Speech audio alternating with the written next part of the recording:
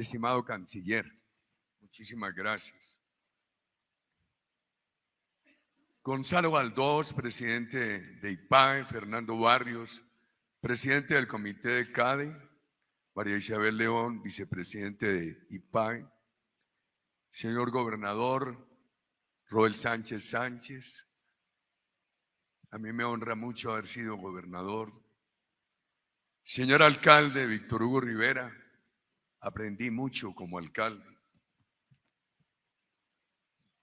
muy distinguidos integrantes del Congreso, de los medios de comunicación, señoras y señores. Canciller, usted empezó hablando de los asilos en Colombia al presidente García y a Víctor Haya de la Torre, Víctor Raúl Haya de la Torre. Yo quiero agradecerles mucho a ustedes porque quizá yo estoy en un escalafón muy alto de los políticos controvertidos del continente. Y ustedes, sin embargo, me han acogido siempre con mucha generosidad. Eso me llevaría a decirles que siento en medio de mis controversias una especie de asilo espiritual en el Perú. Muchas gracias por...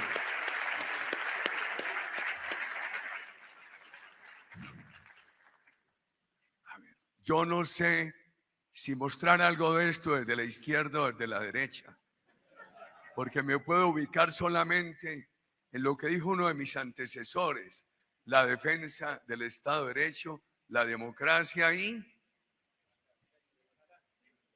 el otro dijo la cohesión social. Voy a referirles unos temas de lo que se hizo en Colombia, unos temas de lo que vemos hoy, unos temas pocos de seguridad, un comentario sobre algunos de los países de América Latina en el tema de Venezuela, China, Rusia, los Estados Unidos. Mis antecesores en el uso de la palabra han sido muy breves, entonces como esto es muy extenso, se los voy a dejar y me voy a separar para que se los entreguen en copia digital y me voy a separar mucho de esta presentación que he preparado para dar lugar a unas preguntas que me ha anunciado nuestro canciller. Los escuché en esta introducción afirmar que están convocando un CADE para la salud y para la educación.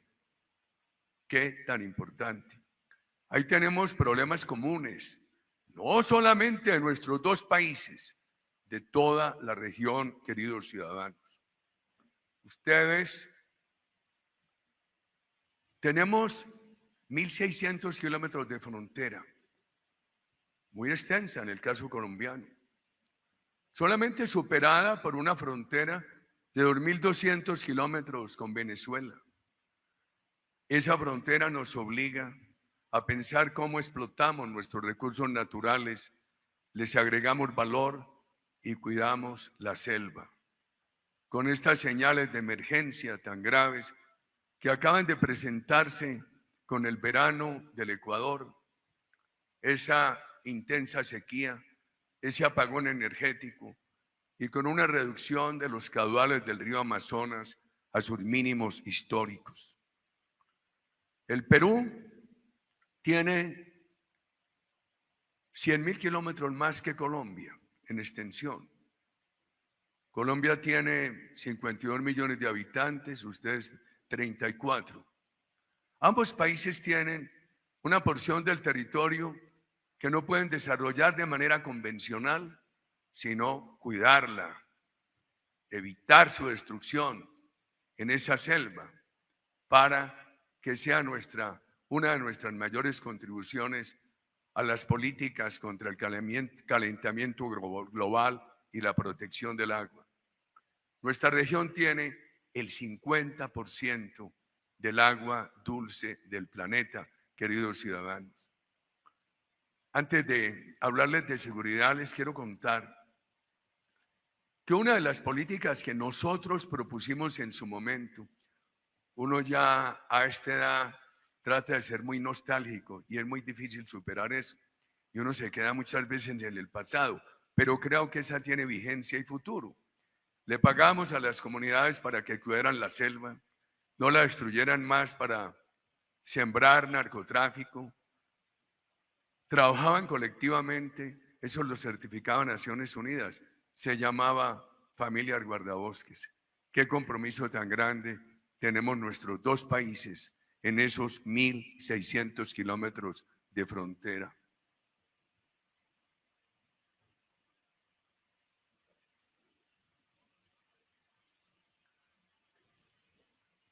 ¿Qué encontramos nosotros? Yo creo que es importante tener esto en cuenta. Los mayores aquí recordamos cómo el siglo pasado tuvo esas crisis de deuda en nuestros países. Canciller, Colombia nunca incurrió en default, fue una excepción. También recordamos los periodos de hiperinflación. Colombia nunca los tuvo. Hoy estamos por primera vez en riesgo de default. Si me oyen algunos en mi patria, dirán, Uribe alarma, pero la evolución de la economía y de las finanzas públicas nos lleva hacia allá. Los mexicanos se han ufanado de decir que tuvieron el menor periodo de interrupción democrática en el siglo pasado. Ellos tuvieron 12 años, Colombia 4. Yo siempre me he preguntado por qué con esas condiciones democráticas, con ese muy corto periodo de interrupción democrática, con ese manejo de la economía, por qué nuestro país ha tenido tantas dificultades por la violencia, por la seguridad. Eso me ha llevado a discutir con muchos en universidades del país y de afuera. ¿Qué es primero, las soluciones sociales o la seguridad? Me he atrevido a decir, siendo muy importantes ambas, sin una seguridad en su acepción integral, es imposible conseguir las soluciones sociales. Es un tema muy controvertido, pero se los dejo a ustedes como reflexión.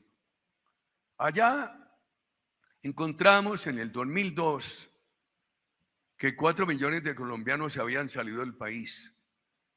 En el actual gobierno nos estamos aproximando a 2 millones. Aquel gobierno vivía unas situaciones, aquellos gobiernos vivían unas situaciones históricas, pero no tenían tentaciones neocomunistas. Ahora sí, una gran diferencia. Y nosotros nos propusimos construir confianza en Colombia. Entonces, creamos los dos círculos, el vicioso del cual teníamos que salir y el virtuoso al cual teníamos que llegar. Más violencia.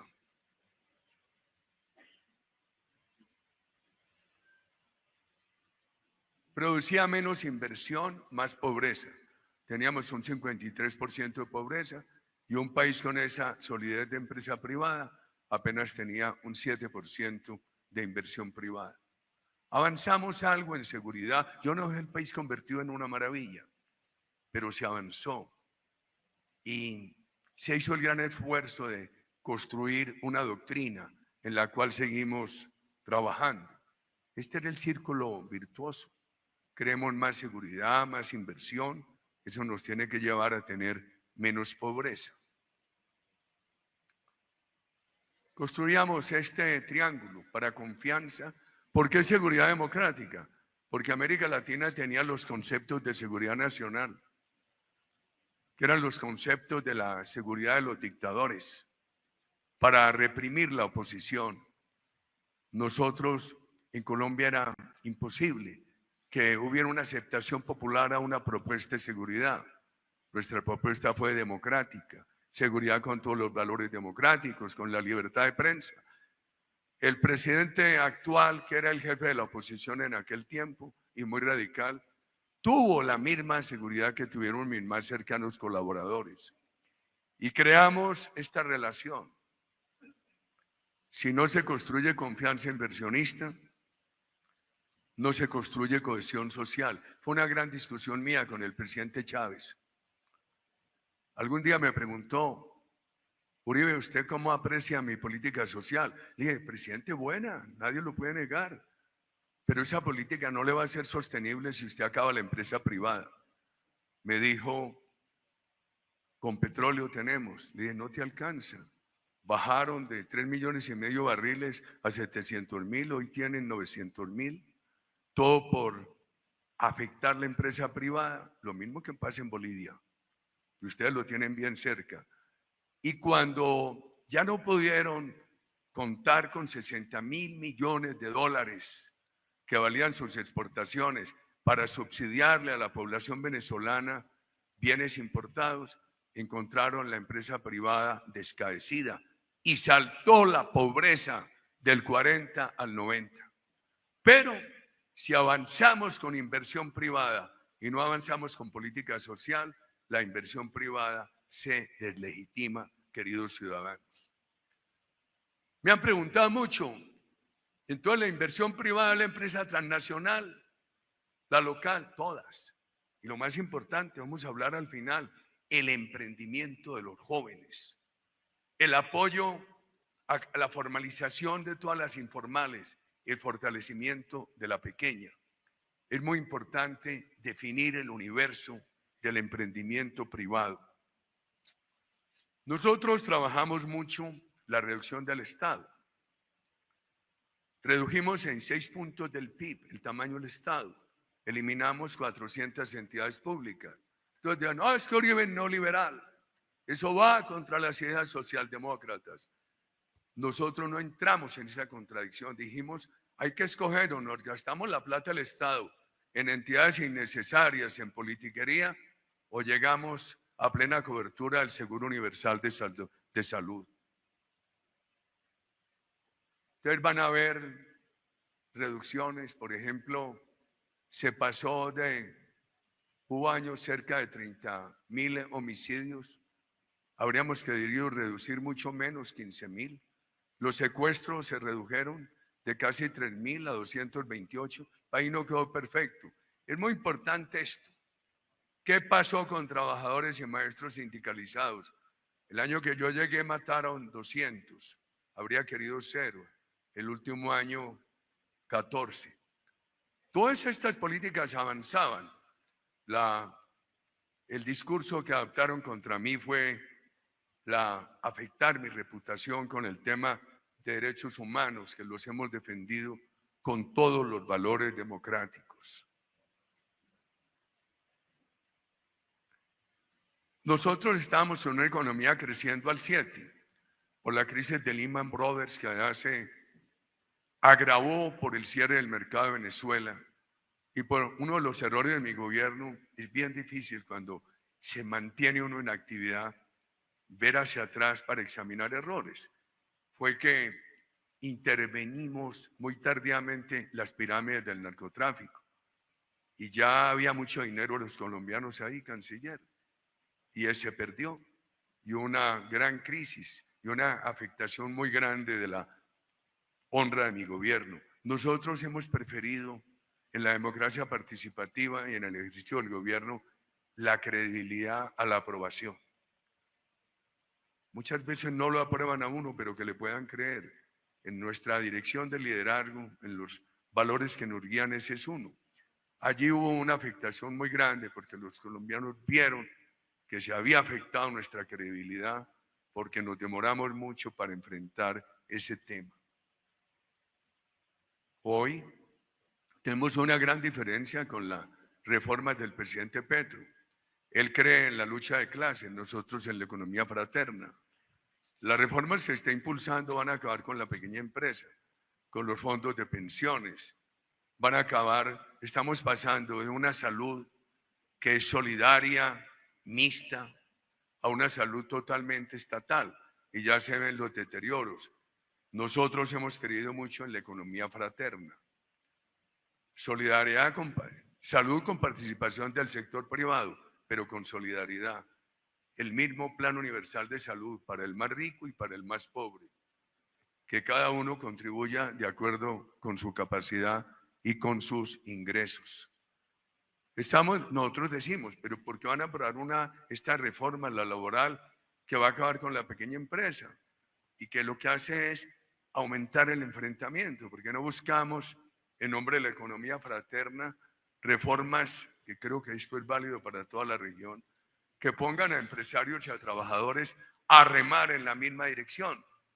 Y me dicen, ¿cuál?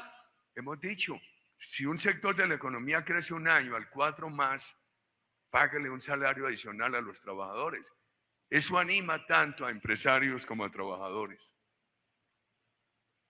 Redujimos la pobreza del 53 al 37.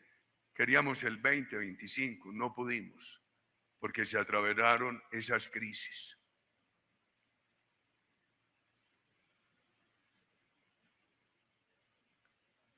Yo les voy a dejar ahí a ustedes una serie de elementos de lo que es una política de seguridad. Quiero destacar en la política de seguridad nuestra lo siguiente, porque deseo poder dedicar unos minutos a la región. La política de seguridad tiene que tener determinación, tiene que tener la capacidad de invertir tendencias, porque allá había una tendencia que decía, Colombia quiere paz pero no seguridad. La asociaban a la guerra, cuando la seguridad es un camino fundamental para la paz. Nos tocó confrontar la tendencia, invertir el caudal, la dirección del caudal del río. Fue muy difícil, pero muy, muy importante. La política de seguridad tiene que ir acompañada. Nosotros tuvimos una política de seguridad acompañada de una política de estímulo a la empresa privada y al mismo tiempo a la política social. Y yo le decía hace pocos días a unos emisarios del gobierno ecuatoriano, para que una política de seguridad se sostenga, uno no puede prometer que ya va a resolver todo el problema. Esos incumplimientos generan muchas dificultades. Por ejemplo, yo no sé cómo va a ser el presidente Trump para cumplir la promesa de que antes de la posesión estaría resuelto el problema entre Rusia y Ucrania. Nosotros, en lugar de hacer esos compromisos, lo que procurábamos era acciones permanentes e ir acumulando pequeñas victorias. No voy a hablarles de victorias tempranas, hay muchos ejemplos porque nos demoraríamos mucho. Y la política de seguridad tiene que estar permanentemente sometida a una gran pedagogía y a mostrar algunos resultados. Y la seguridad sola no se sostiene. Había que mostrar resultados en la economía y en la política social. Este cuadro es bien importante. El liderazgo en todos estos temas de nuestros países, en mi concepto, necesita macrovisión y micromanejo. Si el líder se queda solamente en la macrovisión, el motor no avanza. El líder tiene que quienes tienen las posiciones de liderazgo tienen que tener una visión a mediano, largo plazo sobre todo, y una capacidad de ejecución diaria para avanzar con ella.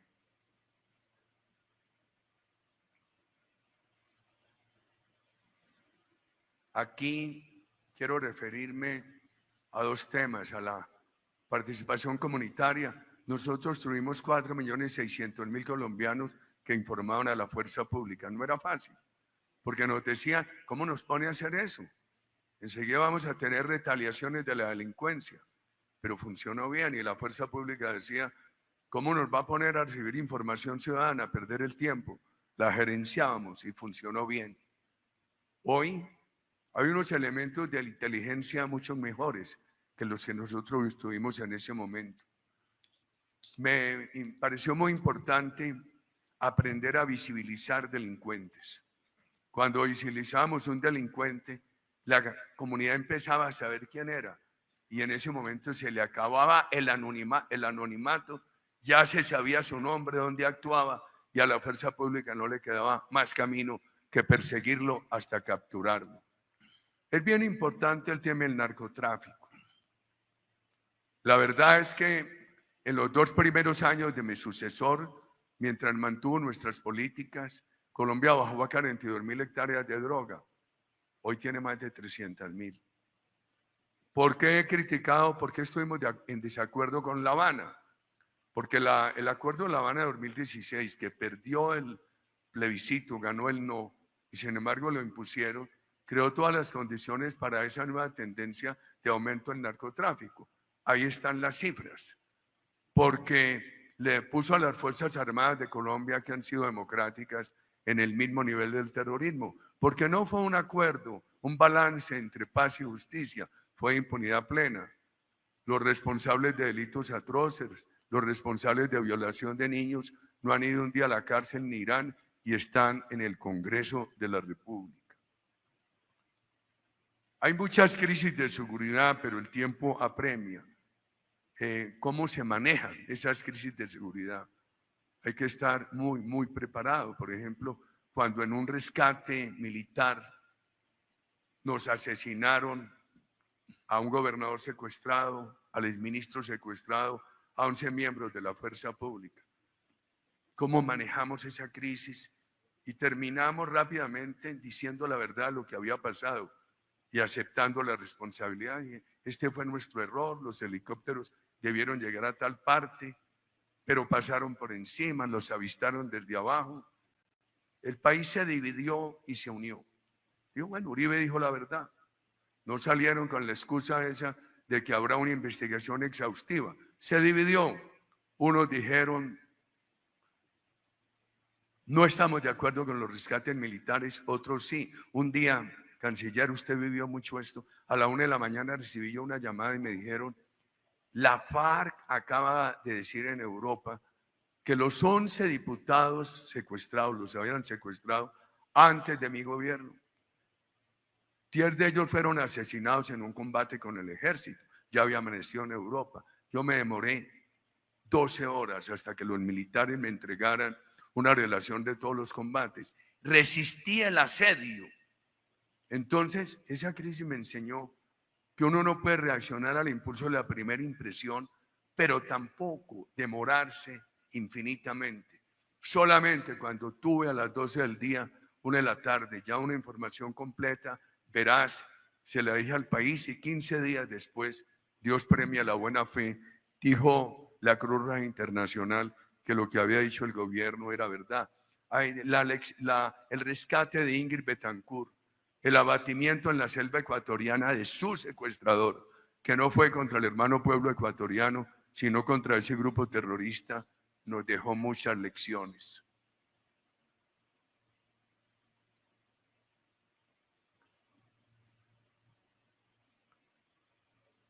Voy a irme a algunos de los países. Le pedí a Fernando que una presentación muy larga la pusiera al alcance de ustedes y entonces entremos a algunos de los países. Son comentarios muy subjetivos. Me veo en la obligación de transmitirlos por la generosa invitación de ustedes, pero son comentarios de un político, no de un científico, queridos ciudadanos. México, yo creo que el gobierno de López Obrador tuvo un discurso muy hostil contra el sector privado, pero una política que no afectó al sector privado. Qué contraste, bien importante para que estudiarlo. Veo a México con un problema muy grande de narcotráfico y de pérdida de control del Estado. Porque ese tema del narcotráfico acaba con la juventud, las familias, acaba con la soberanía del Estado. Yo hablo mucho con rectores de universidades, muchos afectos al progre. El progre, yo he dicho que los progres son, es una autotítulo que ellos se han dado llamándose progres, perdón, que es una manera muy elegante de evitar que les digan neocomunistas. Pero inclusive muchos rectores progres me dicen qué daño el de la droga, cómo destruye la familia, cómo estos muchachos con la droga, el aislamiento, la pantalla, empiezan a tener unas depresiones y unas tendencias muy preocupantes de suicidio. Ojo con la droga. México tiene ese problema. El Salvador. México ahora está anunciando el presidente Trump unas tarifas del 20-25% para México, que México ha fortalecido mucho la economía porque de esas empresas que estaban en Asia, por el nearshoring, han llegado 2,000 a México. ¿Y qué puede pasar ahora si imponen esas tarifas? Ahí hay un tema importante para examinar.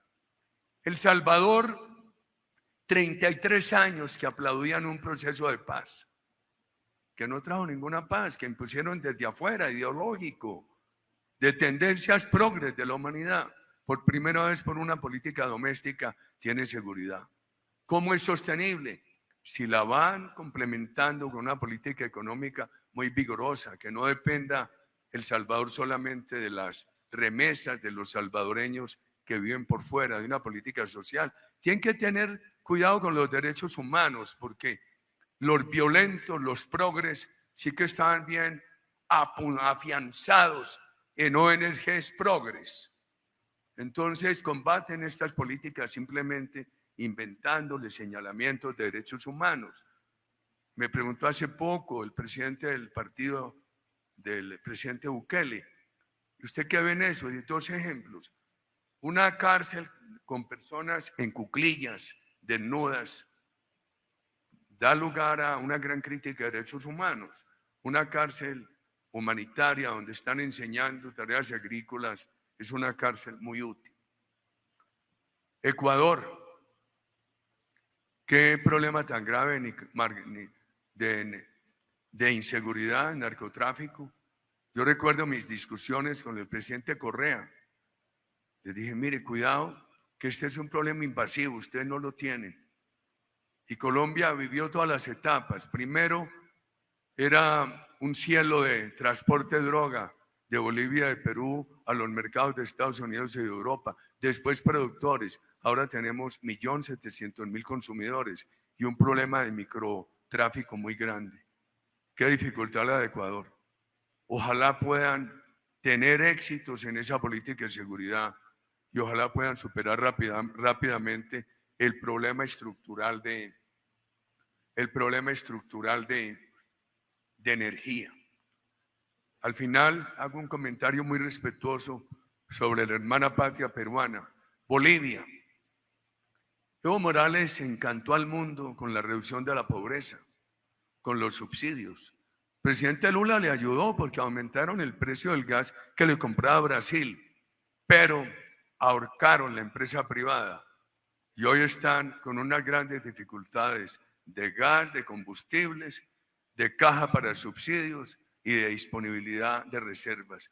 Esa es la demostración de que los progres se gastan las bonanzas y llegan al empobrecimiento de los pueblos porque acaban con los que producen, que son los de la iniciativa privada.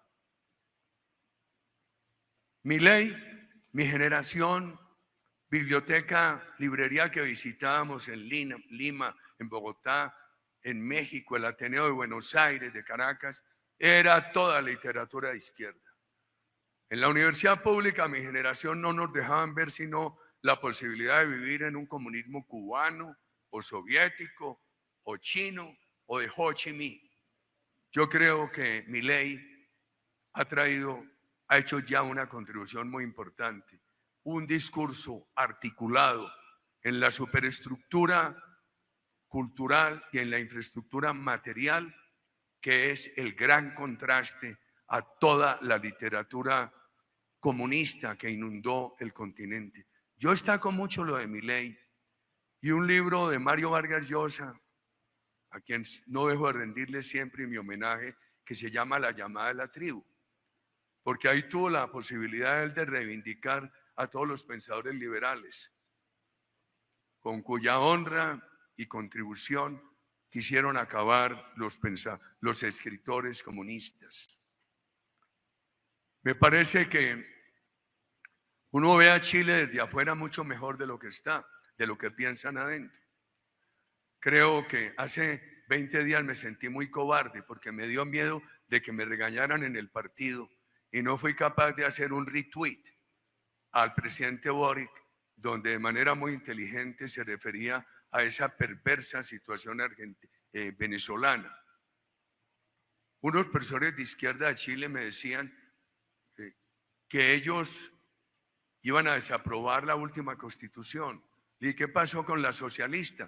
Me dijo, también votamos el desapruebo. ¿Y ustedes socialistas de izquierda? Sí, nos quedamos con la de Pinochet, pero fue que la reformó el presidente Lagos. Yo creo que hay un pensamiento en Chile bien importante de construir sobre lo construido.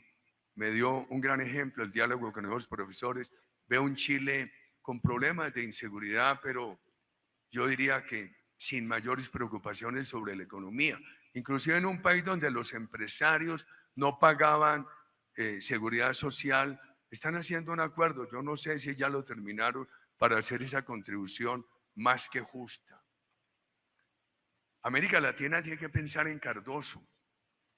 Mi generación puede comparar los discursos de las primeras candidaturas de Lula con su ejecución presidencial, que la vive muy de cerca.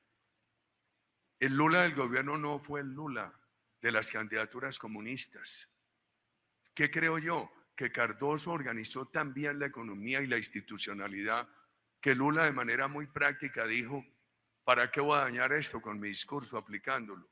Y aprovechó lo que le dejó Cardoso para sacar de la pobreza a 30 millones de brasileros. Venezuela, el desastre democrático. No hay instituciones sino el dictador, el tirano. Y hay una pregunta. Yo creo que el mejor liderazgo que nuestra generación ha conocido es el de María Corina. Además con una gran capacidad de innovación. Ella no se quedó atacando a todo el chavismo, sino que lo segmentó. La última campaña fue de crítica a la cúpula, pero de llamado solidario a la base. Y esa gran mayoría la construyeron sumando la base popular de la oposición con la base popular del chavismo que los vino a acompañar. E hizo otra cosa. Yo tampoco he podido conocer una oposición democrática, una dictadura comunista que tenga la capacidad que tuvo María Corina de detectar a tiempo el fraude. Siempre le reclamamos a la Fundación Carter, ¿por qué reconoce a Chávez si hubo fraude? Fue la misma Fundación Carter la que ahora tuvo que decir en la OEA, aquí están las actas, ganó Edmundo, Maduro debe entregar. Y se preguntan por qué en esa situación dramática, 7, 8 millones de venezolanos por fuera, las familias divididas, la pobreza, el aparato productivo bien diezmado, ¿por qué la insurrección social no ha triunfado? Yo tengo esta preocupación. Cuando cayeron los comunismos de Rumania y Alemania del Este, fue por insurrección interna, el descontento. ¿Qué pensarían los alemanes del Este con un aparato productivo obsoleto, estatal, viendo que al otro lado, en el oeste, iban en esa vanguardia productiva, técnica, científica? ¿Y por qué derrotaron a esos dictadores? Porque ya había una Rusia orientada por Gorbachov.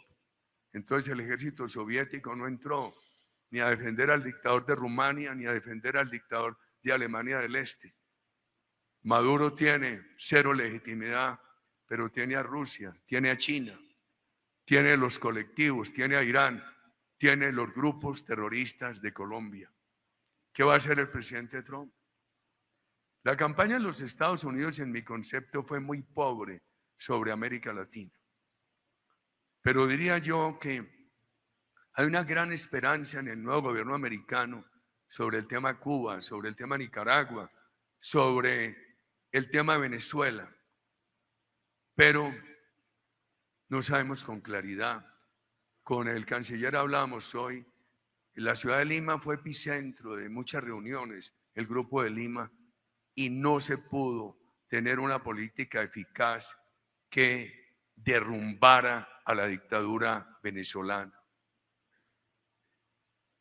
Yo creo que el Perú es un ejemplo para nosotros de estabilidad económica.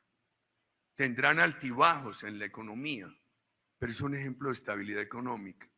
Yo pensaba, visité el lugar donde se reunieron San Martín y Bolívar en Guayaquil, Y yo, ¿qué le desearía yo al Perú desde el alma? Que la economía la mantengan con el mar turbulento de Bolívar, en crecimiento, en dinamismo.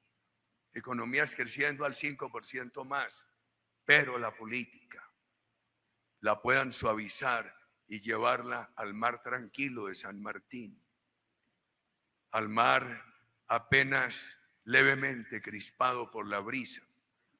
A uno le hace una pregunta en universidades y uno la hace mucho, cómo el Perú con dificultades políticas, en cada momento con una dificultad política, ha logrado tener esta gran estabilidad económica. Son ustedes un ejemplo en esa materia. Dos problemas, el de la juventud, comunes. A esta América Latina tiene un promedio de edad de 32 años, es muy joven, pero tenemos 20, 22, 24, hasta 28% de desempleo juvenil. Colombia tiene un 27% de ninis. Las estadísticas muestran que el Perú a finales de 2023 tenía 1.840.000 ninis, más o menos un 23%. Ustedes en buena hora están convocando ese CAE de juventud. Nosotros estamos proponiendo en Colombia una gran alternativa educativa.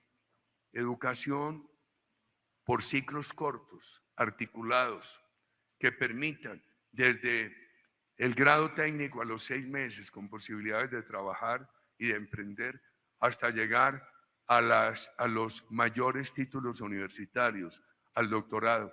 Pero hay que hacer un gran esfuerzo. Yo no creo que la juventud de nuestros países pueda resolverse el problema con el empleo tradicional, no va a haber manera. Hay que apoyarles mucho el emprendimiento. Y eso necesita unos recursos de los gobiernos a través del sector privado para el emprendimiento de los jóvenes. Pero en mi concepto, ninguna política por edades, por regiones, ninguna política sirve o para los jóvenes en un país que no genere confianza. Si Colombia hace una política para juventud, pero no genera confianza para el sector privado, el inversionista extranjero y el local van a decir, muy bueno lo que hay aquí para la juventud, pero no tenemos confianza en Colombia. Y el emprendimiento a los jóvenes no le basta la educación y los recursos, tiene que irse desarrollando en una economía pujante, porque todo emprendimiento a los jóvenes es un emprendimiento relacionado de una u otra manera con la marcha general de la economía. Colombia no tiene el vigor minero de ustedes, aunque tiene mucho carbón, pero tenemos hoy unas grandes dificultades de quedarnos sin gas, de quedarnos sin petróleo. No han dejado instalar la infraestructura de grandes molinos para generación eólica, etcétera, por comunidades que se oponen y gobierno que le falta liderazgo para convencer a esas comunidades y jalonarlas a que lo permitan. Pero he oído una crítica aquí, bueno, lo que ustedes llaman los cánones. Muchos critican que son dineros que se pierden. Se llaman regalías, dineros que se pierden. Yo creo que hay que hacer un gran esfuerzo a ver si esos dineros tan importantes en el Perú hayan sido importantes en el presupuesto nacional a través de que no se pierda, de un mejor uso y de encontrar canales para garantizar su mayor transparencia, logran un mejoramiento en las comunidades que legitime el Estado de Derecho, que legitime la libertad. Yo me voy a atrever en los días que vienen a decirle a nuestro partido, ¿por qué no proponemos que esas regalías, que así se conoce a los cánones, los maneje el sector privado y que el municipio, el departamento, el gobierno nacional haga y las comunidades hagan la interventoría? Vigilen al sector privado, pero permítanle ejecutar. Me excedí mucho. Hay unas preguntas y estoy muy agradecido con ustedes.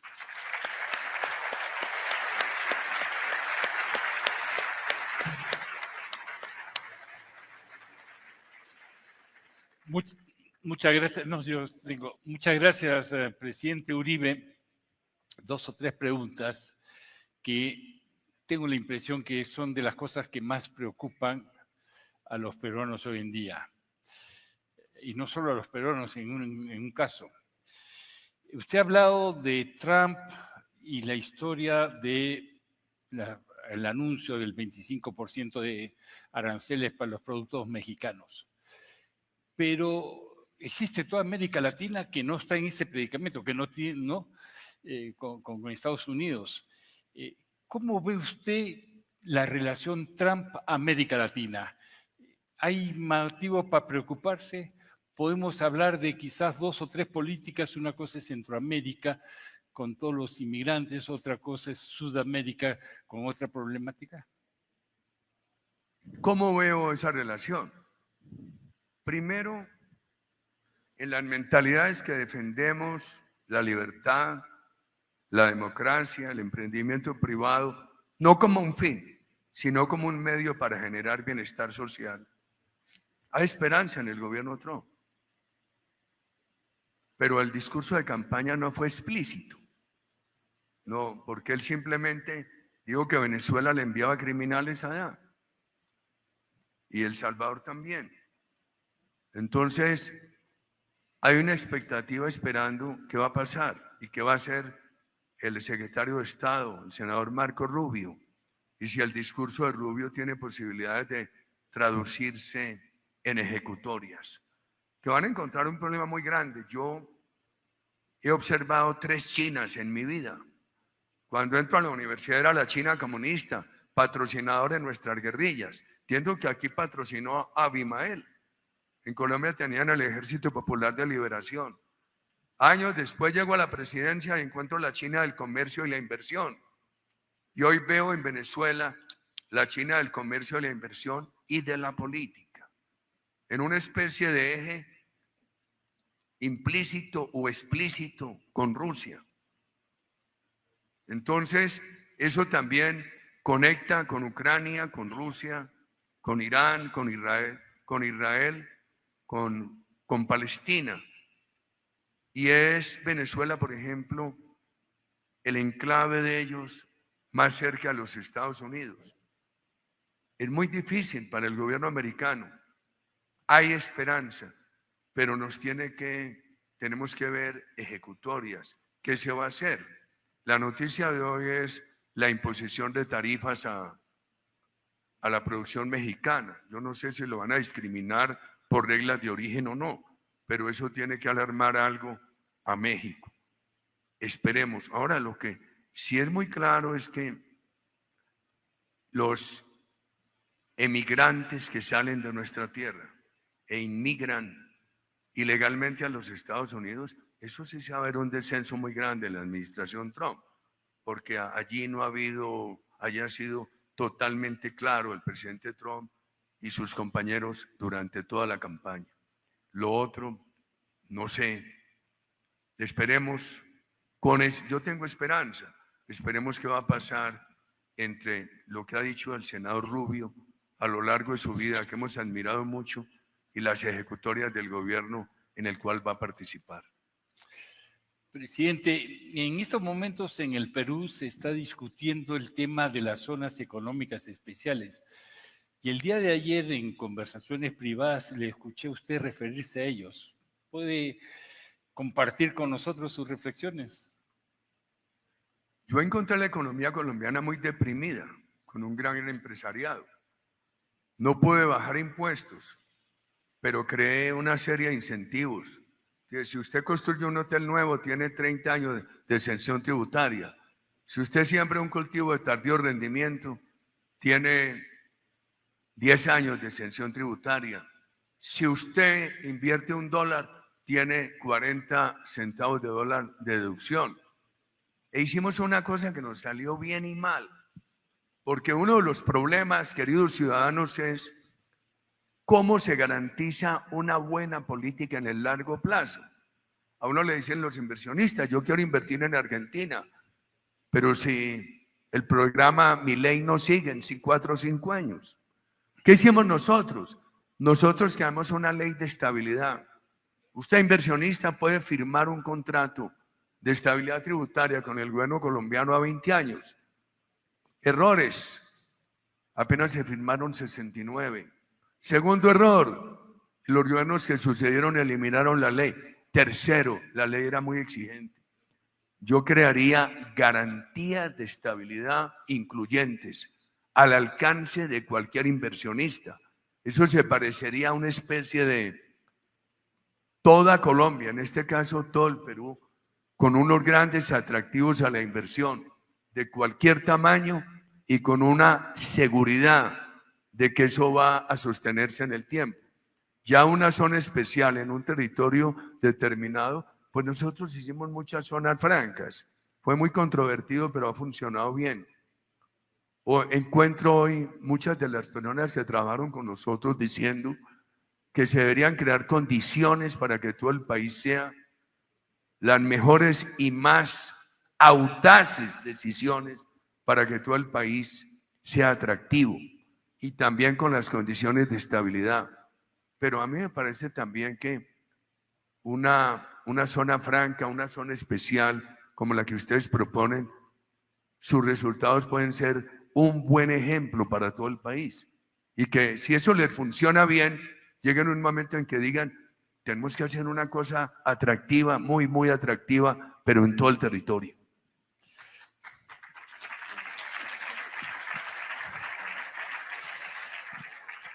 Presidente, su compatriota, el escritor Carlos Granés, que publicó un libro muy bueno, que recomiendo leer mucho, El delirio americano, decía que en América Latina se vivían unos momentos populistas que venían de gobiernos de izquierda o derecha.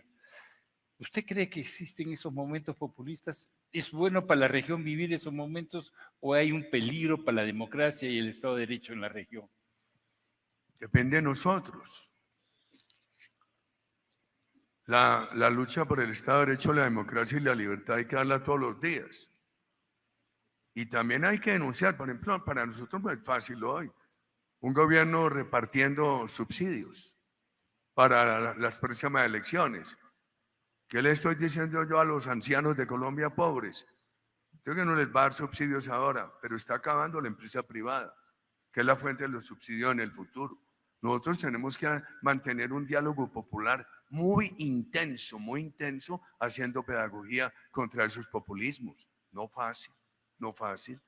Y cuando tengamos la oportunidad de gobernar, mostrar victorias tempranas, ir acumulando pequeños progresos en todos los campos, ponga el económico y ponga el social. Y es muy difícil los sucesores, porque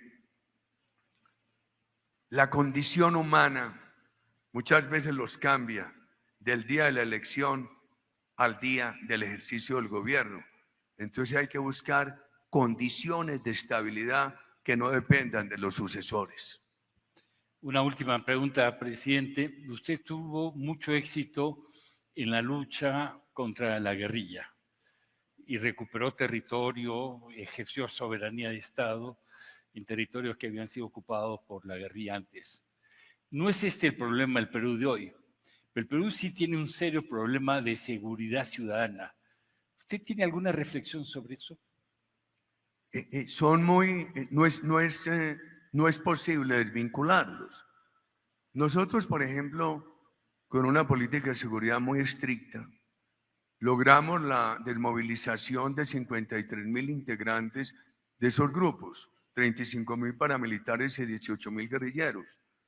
Creamos las condiciones para una negociación con la FARC, pero la negociación que fue claudicación, y por eso perdieron el plebiscito, creó las condiciones para que se rehabilitaran y volvieran a crecer con el narcotráfico. Y hoy el problema, la causa determinante de la inseguridad urbana de Colombia es el microtráfico. Y a eso súmele también la minería ilegal, una diferencia con el Perú. Ustedes tienen mucha minería, me dicen que hay parte de minería informal que han denominado ilegal y algún narcotráfico, pero ustedes hace mucho tiempo lograron eliminar los grupos violentos a partir del narcotráfico, no los dejen crecer, porque hoy la violencia en Colombia está alimentada por toda esa economía ilegal. La economía ilegal hay que derrotarla.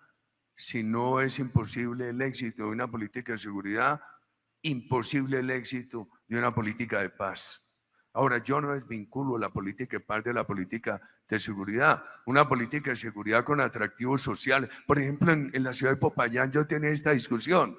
Uribe, pero si yo gano tanta plata con la coca y lo que tú me ofreces es café especial o guardabosques, ganan menos dinero, pero tienes seguridad de vida.